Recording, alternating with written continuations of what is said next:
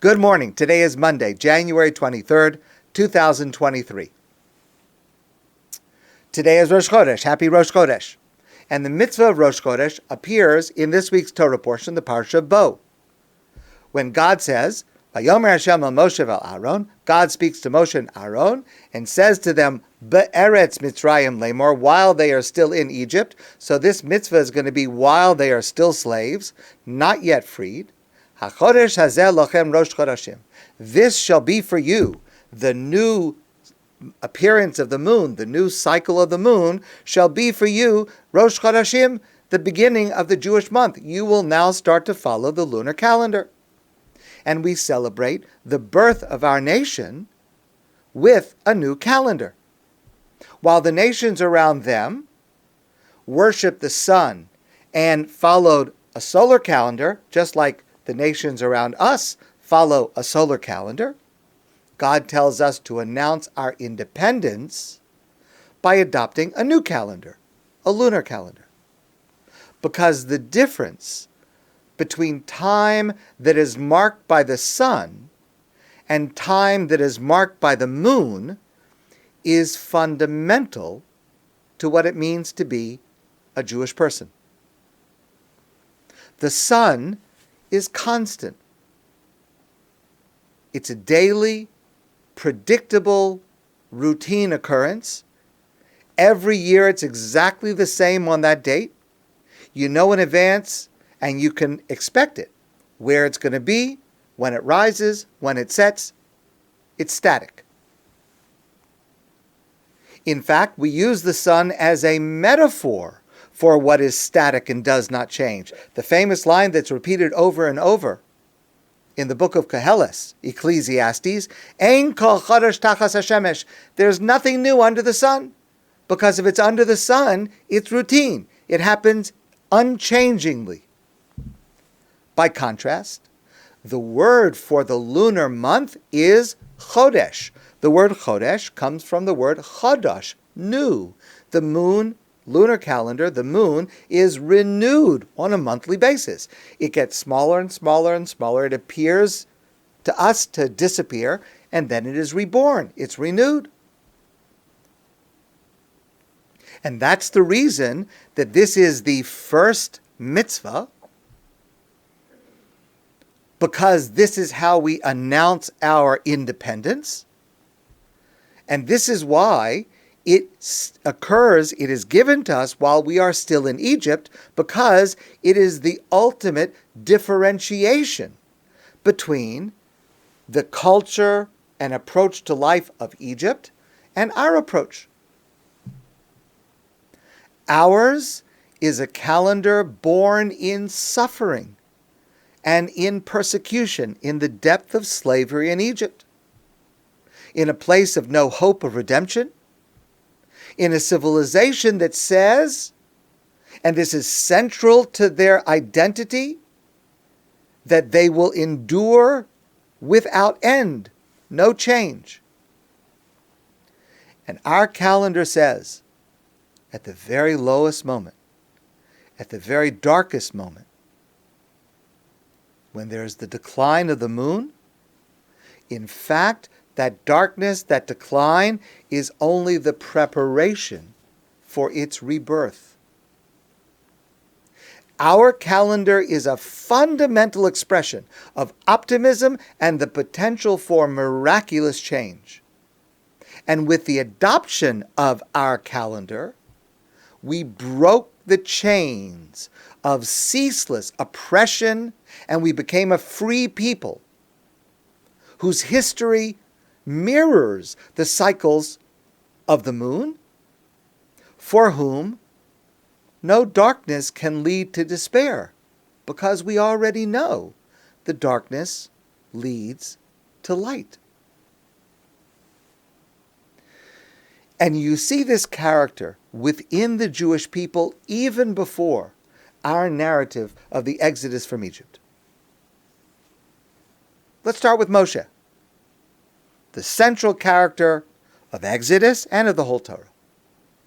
We know so little about him. We've discussed this in the past. When we first meet him at the beginning of the book of Shmos, the book of Exodus, the second book of the Torah, he has no name. We don't even know if he will survive Paro's harsh decree that all the Jewish baby boys should be killed. We know almost nothing about his parents, Amram and Yocheved. There is no detail in the entire Torah itself that tells us anything about them. But Rabbi Shlomo Riskin points out, we do know a great deal about Moshe's grandparents. Something very profound about their view of life and their place in it.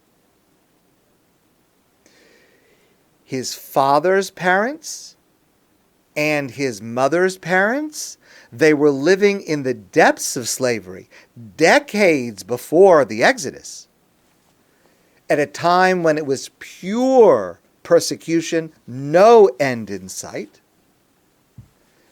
And Moshe's father's parents had a baby boy, and they named him Amram. What does that word mean? Amram means exalted nation. And Moshe's mother's parents had a baby girl, and they named their daughter Yocheved, which means God's glory. Let me ask you a question. Slaves in the midst of the worst depression ever, is that really how they saw themselves? Did Amram's parents really see themselves as belonging to an exalted nation when they were slaves in Egypt? Did Yocheved's parents, when they had her, really see themselves and their daughter now as reflecting God's glory?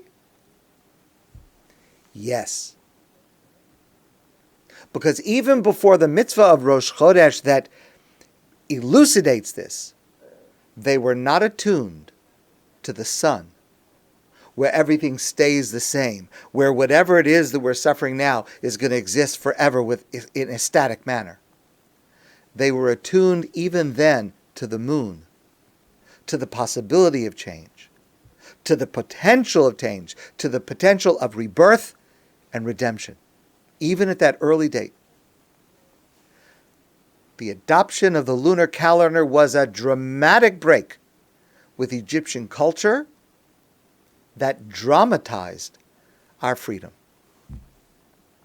And this is true on a national level for the Jewish people, and it is also true on an individual level, on a personal level, in the way that we look at each other, in the way that we look at ourselves.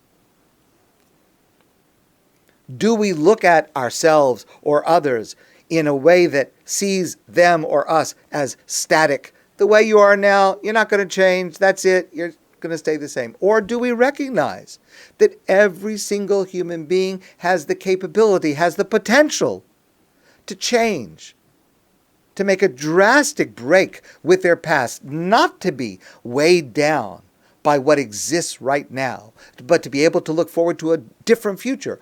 Are we able to see that? Let me give you an example. A few years ago, you may have heard about this. A few years ago, there was a man named Ted Williams, not the baseball player. At that time, he was 53 years old.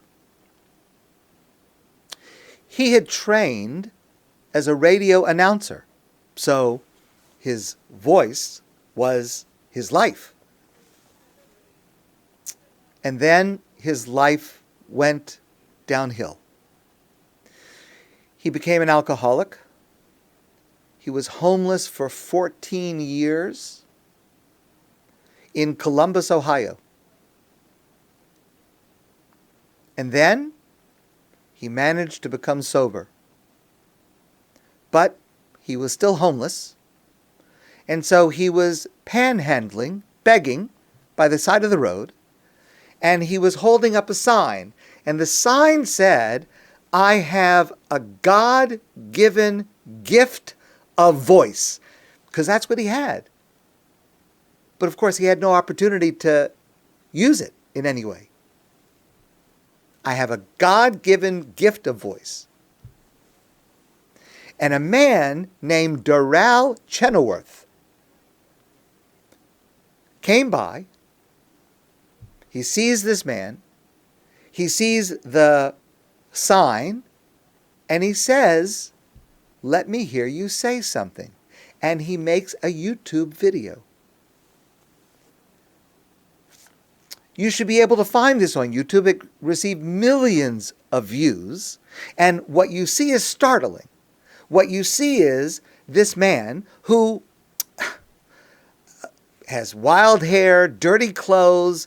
He looks decrepit, unkempt, a homeless man, Nebuch.